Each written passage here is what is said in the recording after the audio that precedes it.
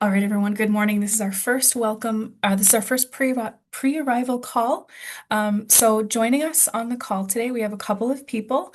We have Miho Batani, the director for the Office of International Students and Scholars, Amanda Hager, the director of International Admissions, John Stewart, one of our senior international admissions counselors, myself, Tina Albin. I'm an international student advisor, and we also have Anju, one of our international recruitment advisors from India or for India.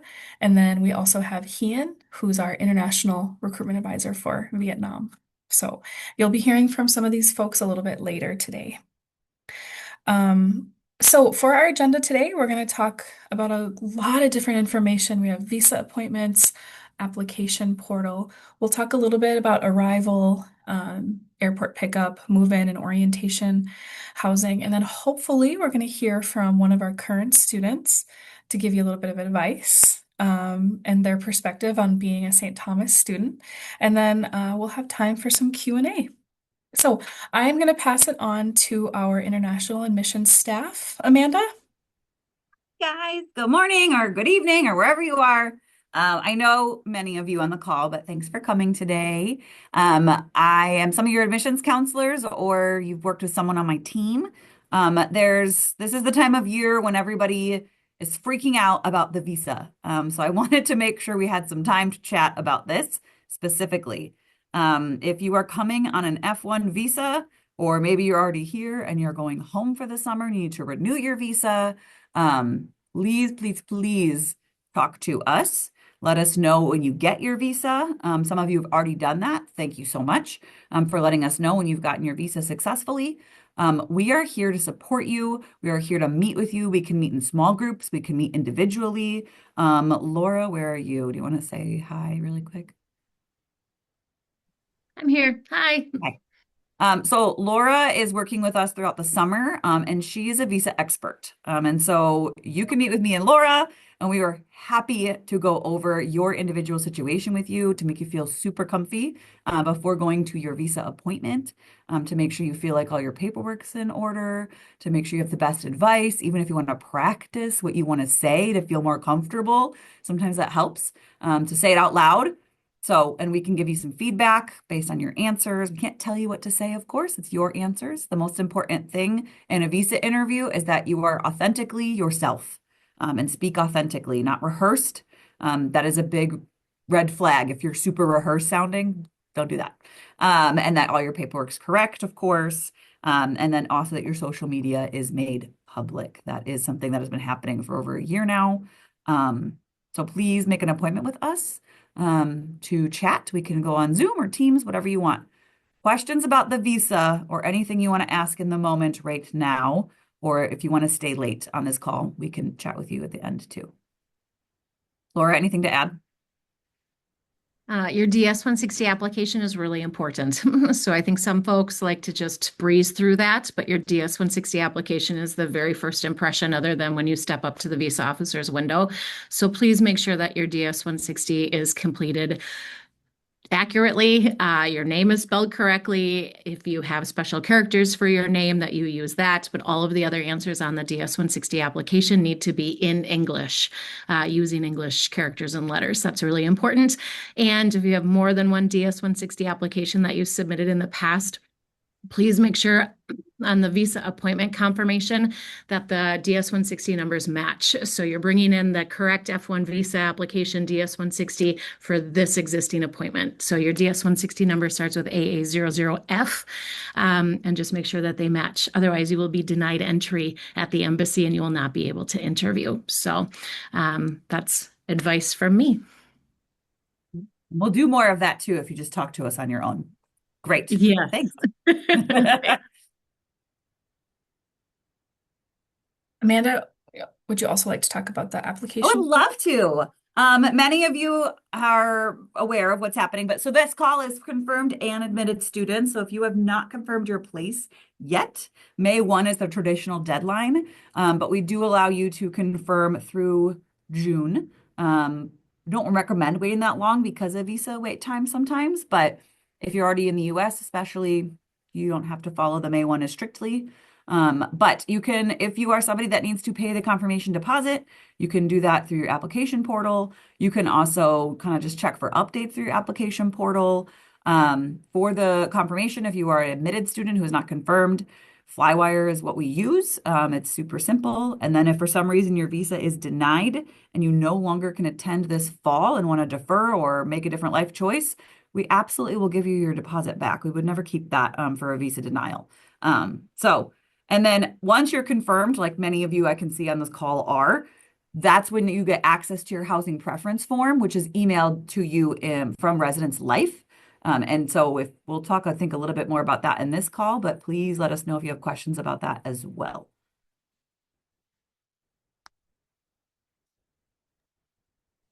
Hey, great. Hmm.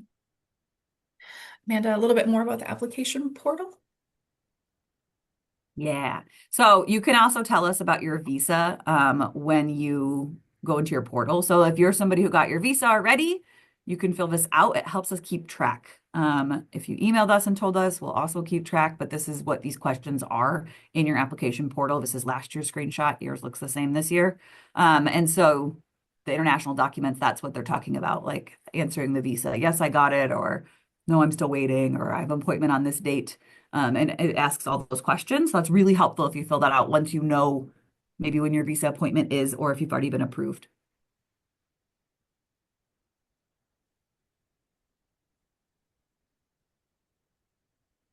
Amanda, would you like to talk a little bit about the portal? Yeah. Okay. So the other direction, we love the word portal. So the other portal that you'll be using, these directions are in your admission letter on page 2. And there's even a helpful video of Paul and our team explaining like step by step how to walk through this website to make sure you feel comfortable. The OISS portal. So OISS is our team, Office of International Students and Scholars, our team that will support you from admission all the way through work permission after you graduate.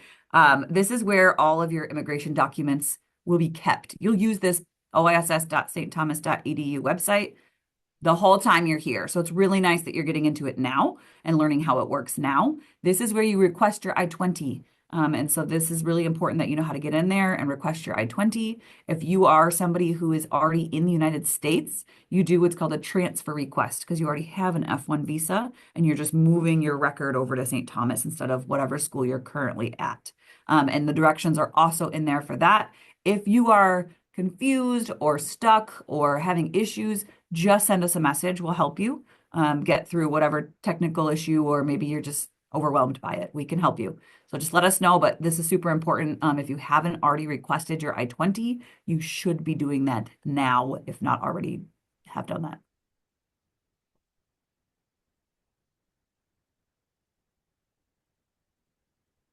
All right. Amanda, I think you have one more slide talking I about do. housing Okay, timeline. so the housing, this is our housing in the winter because it snows. Yay. So this is the first year, mostly first year dorms that you can see in this photo. So the circular building in the bottom, that's actually where we're sitting right now. And then all the dorms are there. So it's super nice. If you haven't been to campus yet, it's very easy for you to walk to see all your friends and things like that. There's also a tunnel system connecting many of these buildings in the photo. So housing timeline. So like I said before, if you've confirmed your place at St. Thomas, you would have already received an email from Residence Life saying, please fill out the housing preference form. So the housing preference form takes into account, are you a morning person? Are you a night person? Are you super clean? You know, just kind of like your daily living habits to make sure when they're matching you with a roommate that you live somewhat similarly, right? To make sure you get along in the most basic ways of existing. I do recommend not rooming with somebody you know. It's really common for students to want to do that, but sometimes that hurts your friendship. Pick a random roommate. It'll be super great. And then you can go to the friend that you know's room and have a different place to hang out too. So for the housing preference form, in addition to the questions about your daily lifestyle, you also will be asked about if you want to live in an LLC, which is a living learning community. Highly, highly recommend it. If you're a first year student on this call, this is available to you.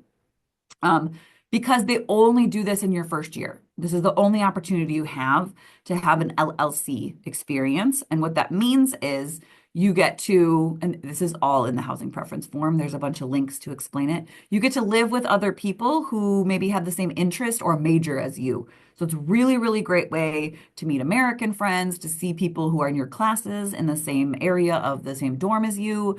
There's activities that happen as a group. You get really cool sweatshirts when you get here. And they do activities throughout the year, but especially in the beginning of the year when you're meeting new people. So if you're a first year student, really look into that. I really recommend it. If you don't want to do that, there's other housing options available, and it's still great housing and stuff. It's just that you'll be in a looser community that's not as organized and specific.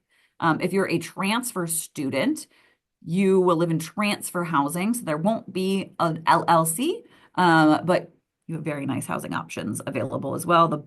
The building in the bottom right here is actually one of the nice newer buildings for older students, so you might find yourself in that building. Questions about housing preference form or anything about residence life from anybody on here? Okay, cool. So we have two web pages, one just for new international students with lots of important information. We also have an international student orientation page. If you click on this link or if you go to this web page, you'll notice it's not updated yet. I am working on it, and we should have the full schedule posted here in just a few weeks. But there is some information on this web page, including information about airport pickup, which we'll talk about a little later. But like I mentioned just now, I will have the full schedule posted. International orientation is a great time before classes start to kind of integrate into the St. Thomas community, meet other international students, get acquainted to campus, get accustomed to campus, things like that. We have a lot of activities and we have a lot of resources for you as well. But I do want to talk about one thing before we talk about international student orientation, which is something called orientation and registration. I think you have already received an email, but all new students, including transfer students, are required to attend a St. Thomas wide orientation. So you're going to hear you're going to hear about two orientation sessions. One is for all St. Thomas students, and then we also have a special one just for international students. So an email from orientation at stthomas.edu was sent to everyone on May 4th. You have already been enrolled in one on July 23rd. It's from 8:45 a.m. to 12 p.m. Central Standard Time. So I know that's not the best time for some of you. That's probably very, very late into the evening, even middle of the night. And then for transfer students, it'll be July 28th at the same time, 8:45 a.m. to 12 p.m. So depending on where you are, I know it isn't the best time, but we're trying to accommodate for a lot of different individuals. If you do happen to miss these sessions, there will be a combined first time and transfer virtual session on August 20th for anyone that wasn't able to join the sessions in July. If you are already in the US, you are welcome to attend one of the in-person sessions, but you'll have to coordinate that with orientation department, and you can email them at orientation@stthomas.edu. Orientation sessions are a great chance to learn a lot more about life at St. Thomas. All kinds of information will be shared. So I do encourage you to put this on your calendar, set a reminder wherever you set reminders, if that's in your phone or on your computer or in a paper, calendar, but do set a reminder for this. Amanda, do you want to talk a little bit about the orientation session that they're offering, or? Yeah. So sometimes students miss this, right? Mhm. Because life is busy and you have stuff going on. Um, if you don't attend the makeup session that's here right before classes start in person, they will chase you down. I'm just letting you know. Just go to the online one. It's easier for you. The information is very relevant at this time of year in July. It's going to be very helpful. Where maybe if you have to go to the makeup session in person, you've just had a very long orientation week with us. It may not feel as relevant, but they do require it, and they will put a hold on your account, which will be kind of frustrating for you if you don't go. So just go to the go to the online one, and make sure that you get the information when it's the most helpful to you. Yeah, that's just really important. Great. And then I mentioned earlier, we do have a schedule just for your International Orientation Week. Like I said, we are in the process of updating it, but you'll be able to see here we have information about airport pickup. So we are providing airport pickup on Saturday, August 29th. You'll go ahead and fill out this form, which we'll talk about in future calls. But we need all the details about your arrival information. So screenshots or PDFs or something of your flights, your flight numbers, all of the different times that you're arriving so that we can coordinate pickup for you. Um, and then here, once you scroll down a little bit, very soon you'll be able to click this drop-down box and you'll be able to see the full schedule, which will include things like check-ins where you'll meet with one of our advisors and you'll bring your passport and your I-20 and we'll go through some important check-in steps for you. But you'll also have a chance to do things like open a bank account if you need to. You'll be able to set up a phone plan. You'll be able to meet with representatives from our on-campus health service called the Center for Wellbeing. So we'll have a lot of different things for you to do to help you get accustomed to campus. But we'll also have some fun activities too. Hopefully, we'll have a chance to go to Target. If you're not familiar with Target, it's a big department store where you can buy anything from pillows for your bed to laundry detergent to snacks to shoes, anything. So hopefully, we're gonna have a trip there so you can get some of the things that you may need to survive the first couple of weeks. And then we'll also have some other fun activities like a picnic, game night, things like that. Okay. Anybody have any questions right now? You can type it in the chat. You can speak up if you want to ask a question. Anybody have any questions? Okay. We have a May I ask couple. mine for now? Yeah. Tigran, hi. So, I have heard that most international students, or at least some of us, will be arriving with their families. Mhm. And so for the form of arrival, obviously it will be more like available to us when the form itself is made available. But then will there be also airport pickup for families as well, or is it exclusive to students?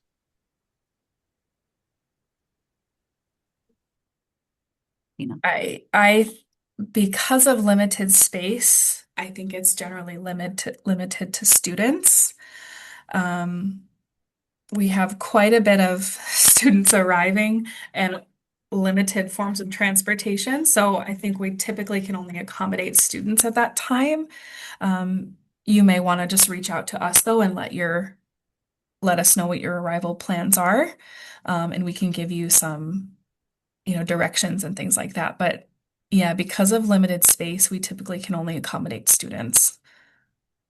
We're really close to the airport. And so if you are coming with family, Tigran and I already chatted about this. We have good plans for him. But Okay.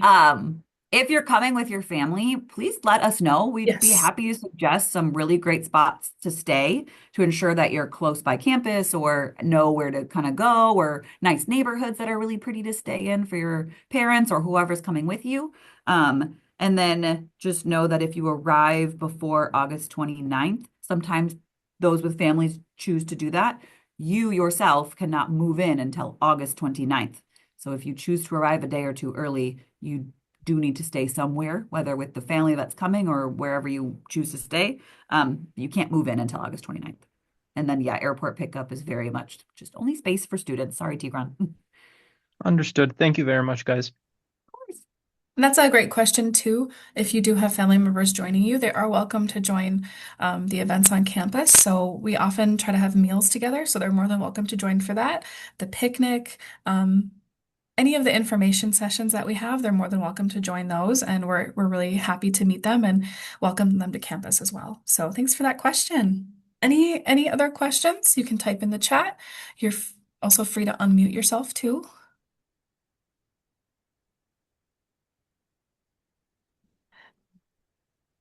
Okay, I'm just gonna see if we do have one of our students on the call. She might not have joined us yet, so we can come back to this slide in a little bit. But we do have a lot of pages on social media that we'd love for you to follow. There's, of course, the International Missions page on Instagram. We also have an Office of International Students and Scholars Instagram, which is OISS underscore St. Thomas. This is where we post all of the events that are happening through our office, as well as events around campus. We post a lot of fun reels. We have students that work in our office that produce a lot of fun social media content. So this is a great way to stay informed about what's going on. As you know, Minnesota has winter, and sometimes if we get 10 inches of snow and we have to close the office, we'll post on this page as well. So this is a good place to just stay up to date with what's going on. We also would encourage you to follow the Residence Life Instagram page. They post, Amanda, do they have room tours? Do you know on the Residence Life page on the Instagram? Yeah. Oh, I love that page. That's why we always suggest it. Because if you're filling out for like your housing preference form and you're just not sure which, if you care more about living learning community or the building, because sometimes you care more about one or the other, in the highlights on the UST Res Life Instagram, that you can click through and like baby tour each of the buildings. It's really nice and it's super easy. Maybe there's also YouTube videos, but I think this is the fastest way for you to see all the different layouts of all the different buildings that are available to you. And so it'll be clear which they have names. So it's pretty easy to tell which one's which while you're filling out your form and watching the videos. Some of this information is outdated. So there's a Yep. class of 2030 So Instagram. sorry. Yep. So you can join that. And then we will be making a WhatsApp group after July 2026. And then our WhatsApp did have to change. We will be making a WhatsApp group. I just posted the number in the chat. And so if you need something on WhatsApp, you can write there, but you'll be kind of familiar with it because we're going to use a WhatsApp group chat for the duration of like July through orientation, just to send out reminders and things like that as well. So we'll be adding you to it later. And if you choose not to be in it, that's your business. You can just opt out of the group by leaving it. I don't recommend that. And if you're somebody that hasn't used WhatsApp in the past, I recommend getting it. So you can be a part of this, so you know what's happening throughout orientation. Sometimes if like we're getting on a bus to go somewhere, we'll be like, we're leaving right now, you better hurry up, or something like that. And we'll close the group out after the beginning of school. So questions about social media or WhatsApp group chats? Cool. Tina, Sorry. while you're Yep. waiting for that student to come, if you are a UWC student on this call, if you don't know what that is, then it doesn't pertain to you. I will be making a separate call to talk about some specific questions for you. And I will have a separate group chat sooner just because there's really specific questions that I want to address. So you've been told it's coming. I'll email you. Great. We do have a few more pre-arrival calls. I just wanted to have you put them on your calendar. We have one call every month heading up to arrival day. So one in June, July, and August. And then, of course, important date is arrival day, August 29th. And I'm so sorry, 2026. It's early in the morning. I'm so sorry, everyone. But please make sure that if you are arriving, there's two important things that I want you to know. We only provide airport pickup on August 29th, and we also need everyone to sign up before or on the deadline, which is August 21st. And we do put that date a little bit in the future so that we can follow up with you, make sure we have all of your information correct. We want to just have a couple of days to get everything prepared for your arrival. So please put a couple of reminders on your calendars for these upcoming pre-arrival calls, and then arrival date and the deadline to sign up for airport pickup.